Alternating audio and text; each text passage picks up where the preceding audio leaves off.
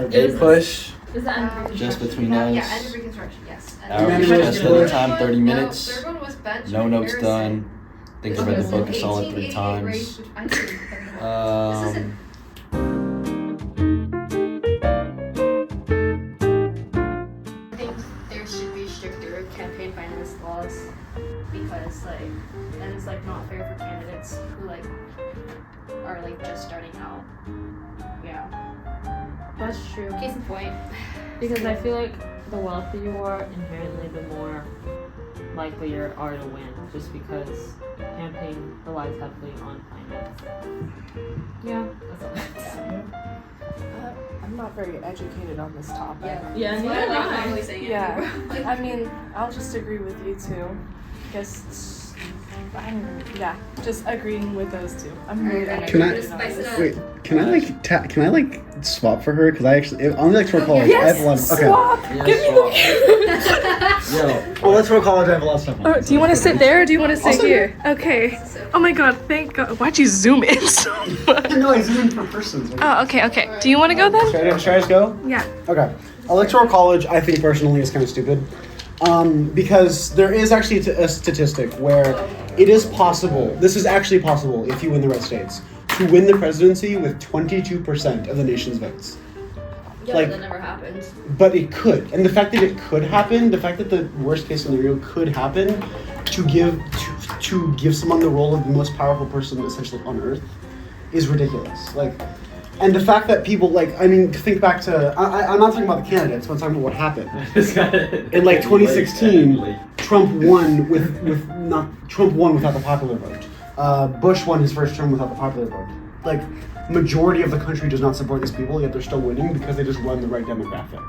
And it shouldn't, just because something is less likely to happen doesn't mean it will never happen. And if it's available to happen at all, that is wrong.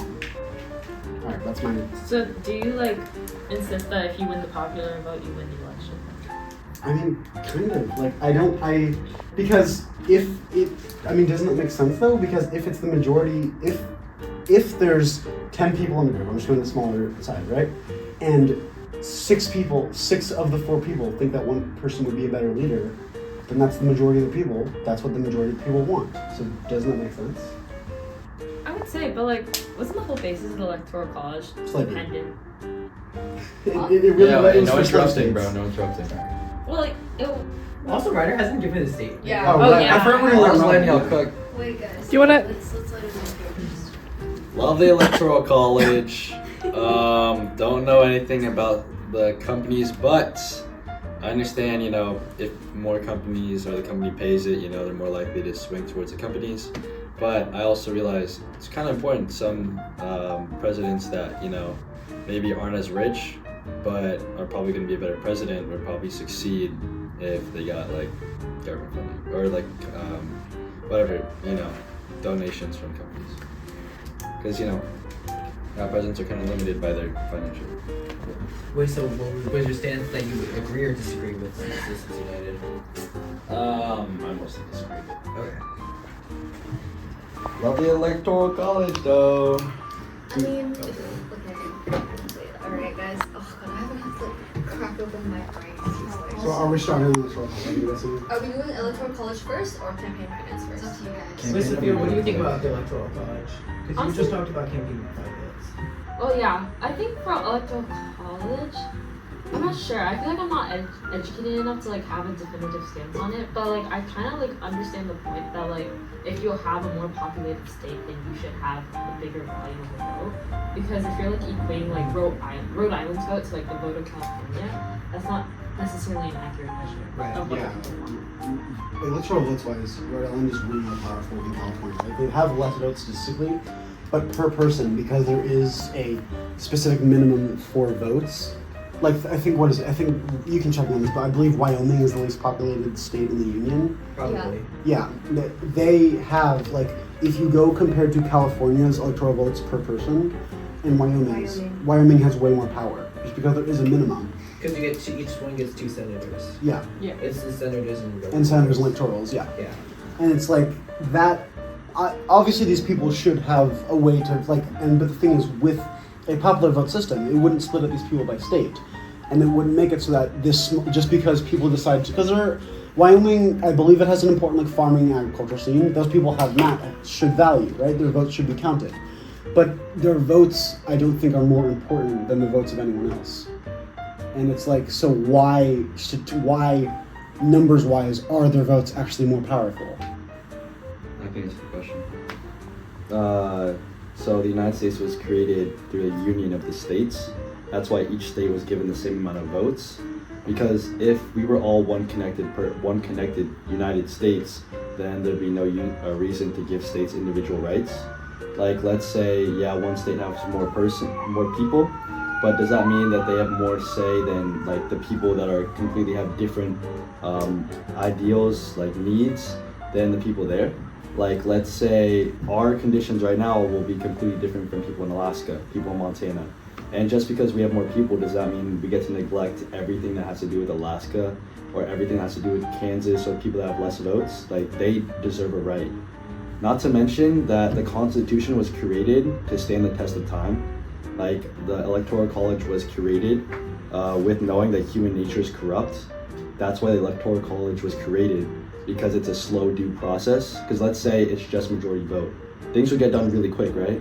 That also means the danger of wrong laws, wrong leaders going in pretty quickly. The reason we have the Electoral College is to keep that in check. Because let's say, sure, someone could be put into office because of majority vote. You've seen a lot of democratic, or maybe not a lot, but you've seen democratic societies where it's just a majority vote, and then it's rigged every single time because of the majority vote, okay? Because they get put in way too quick because... Yeah, sorry, you can finish that. Anyways, that was pretty much it. Okay. On that thing of like, full... Sorry, did you want me to tell you the number of like people represented from that? And then can I add something to the fact check? Yeah. How many, Okay. like how many times has it occurred that like somebody won, like didn't win the popular vote but won the electoral college vote? Do you know? Court bargain, Bush, Trump. Okay, wait. So only 3 times. Yeah, but the fact that can still happen is the problem. Like, because that means that a majority of the country doesn't support this person. Yeah, I guess. So, sorry. In Wyoming, it's around 200,000 people that are represented per one electoral vote, and in California, it's more than 730,000 people. So that means that people in Wyoming are 3 times worth for votes for the president. That is ridiculous. Obviously, everyone should have representation, but is the vote, and obviously everyone has, I agree with you, everyone has different experiences, everyone believes different policies, and different policies can help different people. I totally agree with that. But is the stance of someone in Wyoming so differing than someone in California that their vote is worth 3 times as much as someone in California? Yes. Really? Yeah. So pretty much, okay, so let's say these Midwestern states, right? It's not Midwestern. Okay, whatever. These states, they're primarily farmers, right? And back when the Constitution was created, it's to give farmers more needs than the than the average. Then the people in cities, the farmers should have, because they run the country, and that's the reason that they should be given the same amount of votes as someone living in a city. Because think about it, if we are taking away, they need their votes because the farmers or the less amount of people in those areas that are making the produce, rather than the people in like large cities that sure they have a high population but they aren't like really building or running the US, because let's be honest, like without the food industry in the US we probably wouldn't be here where we are, right? Can I say something though? Chime in. Yeah, hear it. So yeah, say your fact check. Your fact check, 3 is actually wrong. It's 5. The first one was John Quincy Adams with the Crop Bargain. The second was Rutherford B. Hayes. That was And Tilden. Jim Crow. That was the compromise with 18. Yeah. I didn't study for that shit. 1876. Oh, okay. You know what? It was the start. They push Is that end just between Yeah, us. end of Reconstruction, yes. Average test study time 30 minutes. Third one was Benjamin No notes Harrison. done. I think I read the book a solid 3 times. This isn't Wait. 1888 race between incumbent Democratic President Grover Cleveland and Republican Challenger Benjamin Harrison. Then was Bush. So Then was Bush, then was Trump. Because Bush lost the popular vote to Al Gore. yeah, Bush 2000. Florida Supreme Court. Yep. And then the fifth one was Trump in 2016. Okay. Yeah. So the reason why, so your whole thing was the farmers that contribute food, they contribute more to society so that their votes are worth more, right? Yes. That doesn't, okay, I'm saying that this, I don't really agree with that because majority of the country's farm actually comes from California. California is the largest agricultural producer by far, and I think they're the seventh largest economy, and most of that comes from agriculture. If you want. Yeah. So if you're talking about farms and these people contribute more to society, then again this goes kind of against your point. Yeah. Because Yeah, it's the fourth. majority of the people are still going to be the people in the cities. So even then, yeah, sure, we farm a lot, but those farmers are still being neglected. So that's why I'm trying to say that the rest of the farmers should still have a vote. So yeah, okay, you're saying there's a lot of farms in California. So a farmer in Wyoming is worth more than a farmer in California. No, what I'm saying is the Wyoming farmers should have a vote because the votes of the California farmer are probably being overlooked because the majority of the population that's going to be taking the votes is from large cities. So the California farmers doesn't get a say because of how a majority vote would work. The Electoral College. Question. Okay. So there's the winner take all system, right? Versus like if you win like the popular vote in that state, you receive all of their like electoral votes. Like, do you believe we should keep this winner takes all system, or do you think we should follow like the example of Maine and do it like? I mean, my thought is pretty simple. Like, if you are, it's one citizen, one vote, and it's just whoever gets the most votes. Because the thing you're kind of saying, right? It's like that again. Using that logic, it kind of becomes that it would make more sense if you want farmers to have a vote, give everyone one vote, because then they would still matter. If the current thing with farmers would be a farmer, this is objectively kind of how it is with that stat we found out. A farmer in California is less important than a farmer in Wyoming. That is how it works out to be.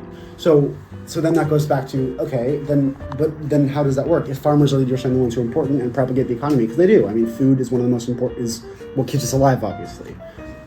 So then why is a farmer in Wyoming's vote worth 3 times as much as a farmer in California? Even though statistically California produces way more. That's not what I'm trying to say though. But that's how it is. And yeah, I know, I understand.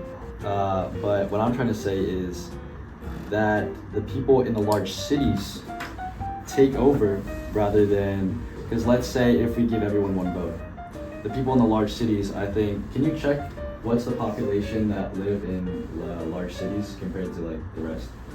Anyways, LA County is what I think just LA has more population than 5 states combined. Yeah. way more. It's 70. Exactly.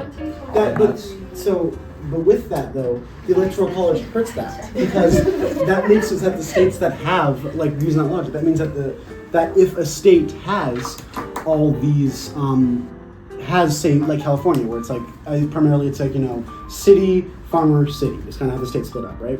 Then that with the Electoral College, because there are so many more people in that city, then again the farmers' votes don't matter even less because then they're not getting the representation if they're in the same state as the city, because the city takes over the votes, which takes over all the electorals. So again, with Electoral College, still the farmers get less representation and the people in the city get more. Less representation, but impact. So, I don't know what you just said, but I'm gonna answer the fact check. The U.S. in 2023 had 83.3% of the population living in urban areas and 16.7% in rural areas. Yeah, in concentrated cities. And that's what I'm trying to say. Those people that live in the rural areas, because right now, you said that the people are getting ignored. Wait, can you say your argument one more time? Okay, so if farmers live in the same state, Yeah. if your argument is that... Oh, I gotta know. Yeah. I'm ready. Okay, so you're saying that it hurts the farmers in California because they live by bigger cities. And I'm saying if we get rid of the Electoral College, it'll hurt them even more. because yeah, I understand that in California right now, these farmers are being overlooked because of the large cities. But if you remove the electoral college, every farmer is getting overlooked rather than just the Californian ones. Because you were saying that the electoral college makes it so, let's say in California, the farmers want a different opinion, but the cities want a different one, so the cities will get the vote, right? And then let's say in Kansas, they have the same as the Californian farmers, so that vote gets up. So therefore now it's one for the farmers, one for the LA County. But if you remove electoral college completely, think about it, there's probably 10 times the amount of LA votes than there would be in the farmers. So that's why I'm trying to say now it would be 10-1 rather than 1-1. Well, actually, that's not true though, because we just learned that 80% of the population is. Well, wait, did you say 80% is in farmer areas or in cities? 83% is urban. Cities. Okay. Sorry. See? Okay, guys, I do have to cut you off. I'm so sorry. This is a great discussion, but we do need to move on to the op-ed. Okay. So. Right, we're doing this outside as well. Oh fuck no, I'm not doing this shit outside. Yeah, I'm like confused. They're fighting, oh my god. They're supposed to vote in line. They're supposed to, but they don't have to. I mean, they don't have to, but like they're supposed to. So. But again, that leads to another problem with electoral college. There has been moments in the past where an elector has voted against their electoral college. Yeah, that's like, again. So how would that be representing farmers properly if they all vote for something, but their elector in the electoral college decides to vote the other way? Isn't it a misdemeanor though if you're an unfaithful? No, elector? Nah, okay. it's totally legal. And that's the point of an electoral college. You vote up your representative. If they don't go with your vote, you remove them because you vote them up and you vote someone that would do your vote. Sorry, you don't vote for your elector. No, you don't vote. You don't vote for. Yeah, so Wait, can you explain the process for me real quick? it's chosen by the leader of the state. Yeah. So you're not elected. You're not electing your elector. They typically it's like some kind of like relative to a You elect state who leader. elects your elector. Do you know? Yeah, I think so. Yes, bro. What? But still. How would democracy work if But you don't the thing elect your is- elector? But so democracy works better if you elect who elects your elector. That's the better way. I'm just saying, it's a due process. This is going in circles. Wait. I feel like the office cameraman right now. I'm like, I want to pull a gem and just go. Sometimes voters do actually vote for a slate of electors. Wait. Does it matter? Electors are selected by like the party. When voters I cast their didn't know. ballots in the general election, they are actually voting for a slate of electors pledged to a specific presidential candidate. The slate of electors associated with the presidential candidate who wins popular vote in that state is appointed as the state's electors. You can apply. But are unfaithful electors a thing? Yes. Okay. So People are gonna- again, so the fact that it's even possible, it could be that you're talking about all these farmers in Wyoming that you're saying are important. They could all agree on one thing, and they could send their votes in, but because of the electoral college system, all the votes could be for nothing, and the elector could vote the other way, and no one could do anything about it. People could get upset about it, but it wouldn't matter. So how is that a fair system? Because without the electoral college, they wouldn't even have a chance to. But then why not give everyone equal representation? I feel like we should Guys. have a debate here. Guys, Alright, bedtime. what's one nice thing you can say about Ryder? You stole it. Can I just say that first? You stole it. He has a good bench.